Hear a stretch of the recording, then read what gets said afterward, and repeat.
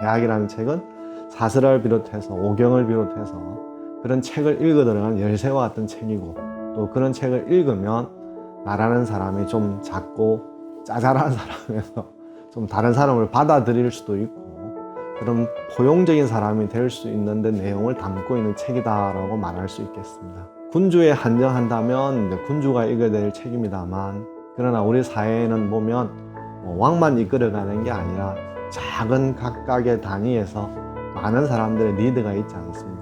이런 리더들도 읽어가야 될 책이다.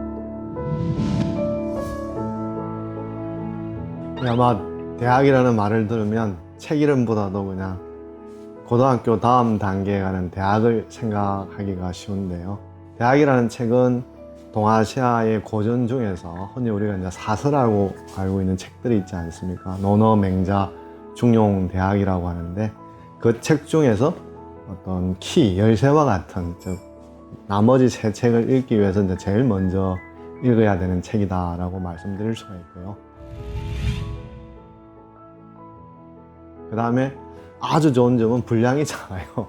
다른 책들은 한 2만자, 만자, 중용은 한 3,800자 되는데 대학은 1,700자가 되니까 분량 면에서도 아주 작은 책이라고 할 수가 있죠. 그리고 내용적으로 본다면 대학이라는 말 자체가 이제 줄임말인데요. 대인지학이라고. 사람이라는 게 얼마나 속이 좁습니까? 협량이 좁기도 하고 또 누군가가 말 들으면 삐지기도 하고 그러지 않습니까? 그런데 리더가 된다거나 또는 뭔가 일을 조정해야 된다라고 하면 그런 삐지거나 어떤 작은 협량 속에 갇혀 있으면 누군가 그걸 이끌어 갈 수가 없지 않습니까? 그런 의미에서 대인지학이라는 말은 우리가 평소에 보고 사람이 저랬으면 안 되는데 라고 하는 많은 어떤 사람의 성질, 유행들이 있으면 그걸 극복해서 이겨나가서 리더가 될 만한 품성을 갖추는 책이다라고 할 수가 있죠. 그래서 조선시대 때도 왕들도 공부를 했어요, 실제로.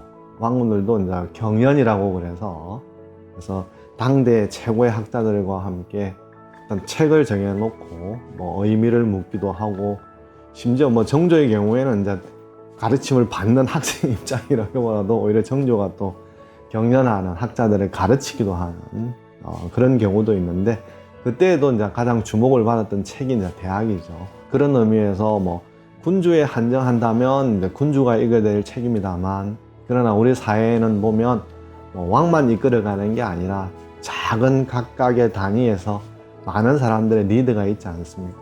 이런 리더들도 읽어가야 될 책이다. 그런데 그 중에서는 대학을 더 강조한다면 여러 책들도 좋지만 사서 중에서도 이제 대학의 문을 열고 나서야 그 다음 책을 들어가니까, 우리가 집에 들어간다고 한다면 번호 키를 하든 열쇠 키를 하든 열쇠를 열어야만이 집으로 들어가지 않습니까? 방으로 들어가지 않습니까?